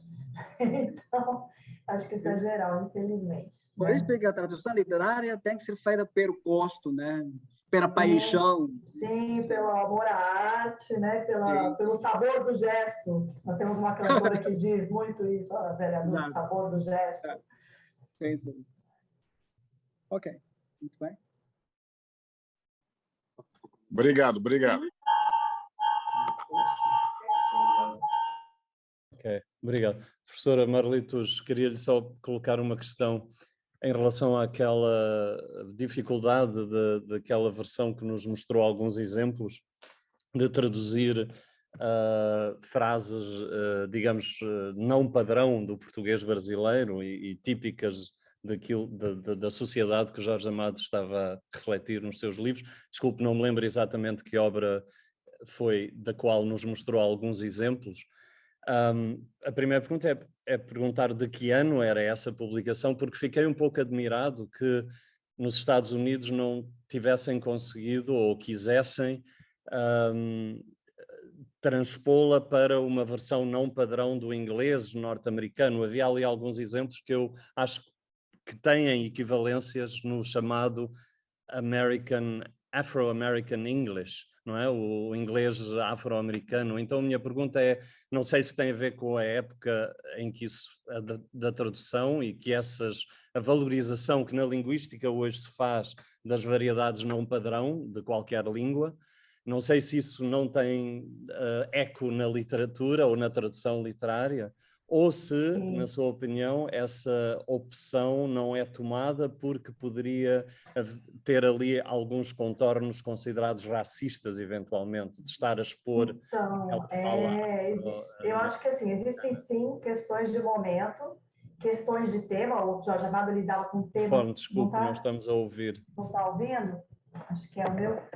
Agora ouve? Acho que é o meu cabo aqui. Sim, eu acho que existem questões de época e de políticas. Por exemplo, quando ele começa a ser traduzido, não sei se vocês conseguem me ouvir? Sim? Que é em 1945, 46, aí não existia, as pessoas os tradutores dos Estados Unidos sabiam espanhol, eles não sabiam português, então eles vão aprender português fazendo as traduções. Então, realmente era mais difícil. Mas aí a primeira tradução, teve uma tradução, e não foi mais traduzido por conta de se tornar comunista. Aí que já era comunista, mas a coisa complica, ele não é mais traduzido. Quando ele sai, já é década de 60. Então, aquilo é 62, 63. Depois da segunda é 68, que eu dei um exemplo da Dona Flor, que é aquele estrambótica. Mas, nesse momento, eles estão domesticando demais a tradução. Aí acho que não há um interesse. Eles estão querendo pegar um público maior, porque são campanhas de boa vizinhança ou de aliança para o progresso. Então, eles estão querendo o público geral. Apesar de nós ter esses livros muito sofisticados, eles estão buscando um público maior. Então, eles domesticam. Tá? Eles não fazem, eles fazem muito uma coisa sem muita nota de rodapé, sem muita explicação. Os termos afro-brasileiros da cultura, eles chegam a fazer uma comparação de candomblé com o voodoo haitiano. Aliás, até hoje eles falam de candomblé que se relacionam com o voodoo haitiano, que não tem nada assim, não é a mesma religião, né? Então, é bem interessante. Eles fazem muita correspondência do que é usado no sul dos Estados Unidos, aquela região de New Orleans, com o Nordeste brasileiro.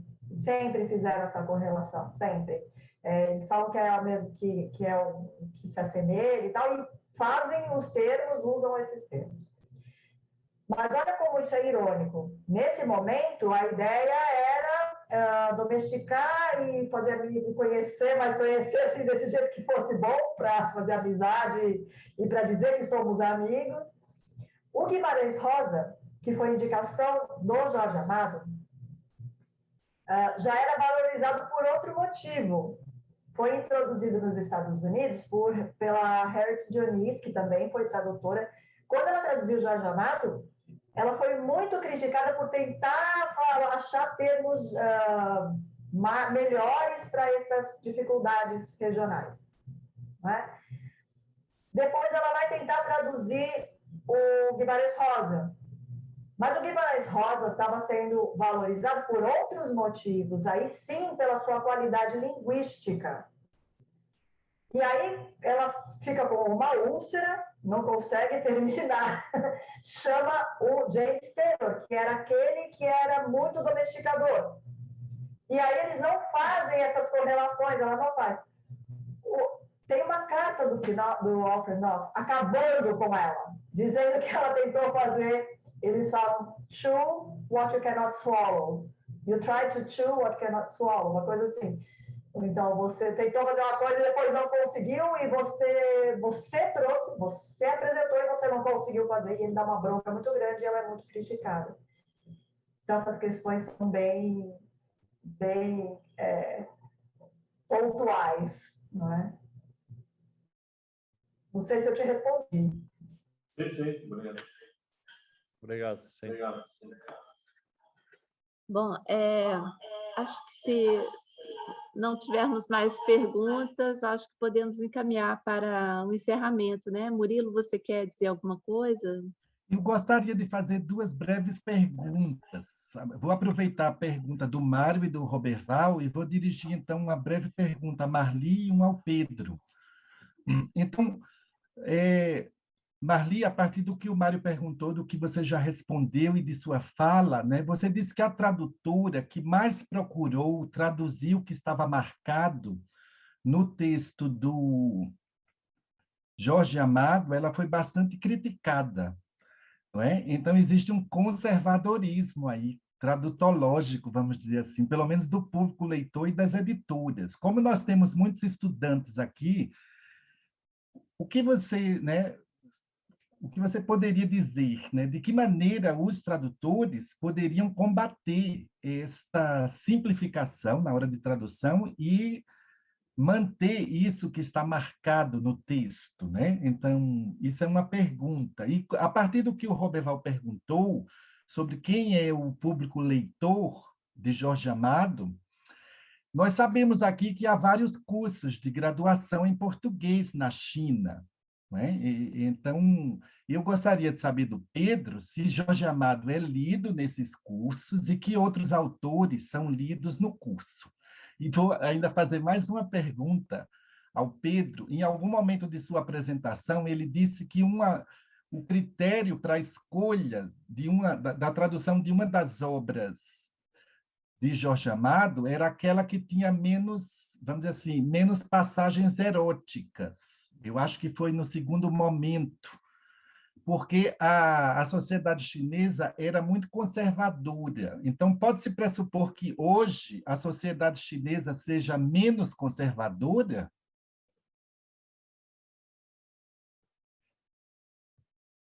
Bom, Murilo, ótima pergunta sua. Bom, essa questão da fidelidade já é um grande problema, né? A tradução, como a gente já comentou, ela é mesmo uma recriação, seja ela, né, acaba sendo, mas quando se faz uma tradução, algo você vai ser fiel, a alguma coisa você vai ser fiel, é por um determinado motivo que você vai fazer aquela tradução. Então, na verdade, eu acredito que existam projetos de tradução, e que esses projetos têm um determinado objetivo. As traduções do Jorge Amado, naquele primeiro momento, segundo momento, elas foram daquela forma, de acordo com os projetos e com os objetivos daquelas traduções e com as condições que eles tinham no momento.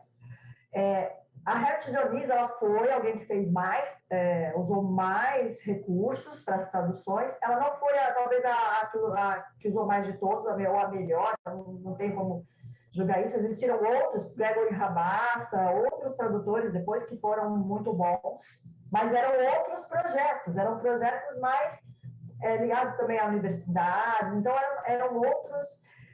O próprio Guimarães Rocha hoje está sendo traduzido pela... agora me falhou o nome, está com o nome dela aqui. Entrequim, isso, e ela está há anos fazendo com apoio, então ela foi uma coisa bem mais elaborada, não é uma coisa que tem um deadline, né? Então, existem esses projetos, e aí a questão das variantes dialetais, ela é muito cara, porque ela é identitária, né? O que eu sou, como eu falo, minha mãe é minha pátria, minha fátria, não é isso? Minha frátria, minha mátria, como diz o Caetano, eu quero frátria, enfim. Existem várias questões que associam as variantes dialetais a questões identitárias, de relações de poder, de relações, enfim, de preconceito linguístico. Então, existem uma série, eu dou até workshop na Escola para os Dois a esse respeito. Você, na verdade, existem aquelas várias estratégias de tradução, que é você fazer explicitações, ou você vai... Nota de rodapé, as editoras não aceitam mais, a gente sabe disso, a não ser que seja um trabalho acadêmico. Então, existem várias opções, mas eu acho que o norte é sempre um projeto inicial. Onde eu quero chegar com isso? Né? Onde eu quero chegar com essa tradução vai ser, eu vou ter que me apropriar das ideias desse texto inicial e como eu vou tratar isso. Se eu quero fazer uma marca, eu quero deixar a minha marca, então eu vou deixar... O pessoal de Minas Gerais, eles estão fazendo um trabalho de tradução educativa. Então, eles fazem a tradução e eles vão fazendo algumas explicitações, mas em um determinado momento eles deixam aquilo para a curiosidade do leitor com um empréstimo, usando um empréstimo. E aí eles dizem, não, nesse momento, ou eu faço uma primeira explicitação, mas depois nunca mais, porque aí eu quero que ele se acostume com o termo, que ele perceba. Então, é muito interessante o trabalho que tem sido feito na Universidade de Minas Gerais. Mas eu acho que, assim, você vai fazer um projeto, vai estabelecer algumas estratégias, né? E aí você vai seguir. Óbvio que na questão da escolha final da estratégia, ela acaba sendo pessoal, ela acaba envolvendo o nosso background, a nossa formação, e sempre vai ter alguém para discordar. O tradutor ele tem que também saber que ele tem que ter um pouquinho de uma casca, tem que se proteger um pouco, porque alguém sempre vai criticar, mesmo que você seja uma entre em outra, você seja, né, alguém muito grande na área, sempre alguém vai te criticar. A Herbert Dionísio, ela tinha sido muito premiada nos Estados Unidos e ela foi extremamente criticada, né? Então, mas eu acho que o importante é você saber qual a sua dimensão, qual o seu norte, né? E o que você quer. Você quer inserir cultura ou você quer que as pessoas venham e se divirtam, né? Acho que era isso. Acho que eu te respondi. Agora eu vou tentar responder as duas perguntas de Murilo, ok? Eu prefiro responder, em primeiro lugar, a segunda pergunta. Ok, o público chinês agora fica assim muito menos conservador, ok? Mas mesmo assim, em todo o país há censura, né? Mas acho que a censura na China deve ser um pouco mais rigorosa, né? Em comparação com os países europeus e Estados Unidos, ok? E por outro lado, você perguntou pelos cursos de português na China. Sim, há cada vez mais cursos de português na China, mas eu tenho que dizer que os cursos de português na China são muito mais orientados para o mercado de trabalho. Ou seja, literatura não tem sido um enfoque de muitas instituições de ensino superior na China, mas isso não quer dizer que a literatura não tenha um espaço, ok? Porque há na China universidades que são tradicionalmente vantajosos ou fortes na tradução e introdução de literaturas estrangeiras na China. Como eu trabalhei em 2 universidades chinesas, Jorge Amado, que eu saiba, infelizmente, parece que não foi lido durante o curso, mas são apresentados pelos cursos, nos cursos de português, e também perguntou quais são os autores brasileiros que foram lidos. Digo eu que muitos alunos chineses ainda não costumam ler assim, obras inteiras de muitos autores brasileiros, mas pelo menos eles conhecem muitos autores brasileiros, por exemplo, Machado de Assis, José Alencar, e Mário de Andrade, Cristóvão Tessa, e mais, por exemplo, estou lembrando, ok? Agora, na hora, Clarice Lispector, e João Guimarães Rosa e Euclides da Cunha, ok? Ou seja, agora a literatura brasileira está, sinceramente, chamando cada vez mais atenção dos leitores chineses. Não só o Jorge Amado, ok? Não sei se eu respondi às suas perguntas. Obrigado. Muito obrigado. Muito obrigada, Pedro. Muito obrigada, Marli. O Murilo colocou aqui no chat, Raquel e Mário, gostaria que vocês escolhessem uma pessoa para ganhar um exemplar de cortesia do livro de Marli. Eu falei rapidamente aqui com o Mário e nós vamos oferecer, então agradecemos e vamos oferecer ao Pedro. Ai, ótimo! Tá certo? Obrigado. Ok, não sei se o Murilo quer falar alguma coisa sobre isso. Não, é uma eu vou ver se é possível traduzir depois para chinês. Que bom! Fico muito feliz. Excelente. Não, eu aproveito. Bom, eu acho que chegamos agora ao final, a discussão... Sim, não, é uma cortesia da editora. Não, o som não está saindo, não estamos ouvindo. É uma cortesia da editora, né? Da editora Léxicos. Eu coloquei aqui o link para outras pessoas que estiverem interessadas em ler o trabalho da Marli, e aproveito a ocasião para agradecer mais uma vez ao Mário, que é tão receptivo a essas propostas, a Marli e ao Pedro pela participação, e a Raquel eu nem preciso agradecer.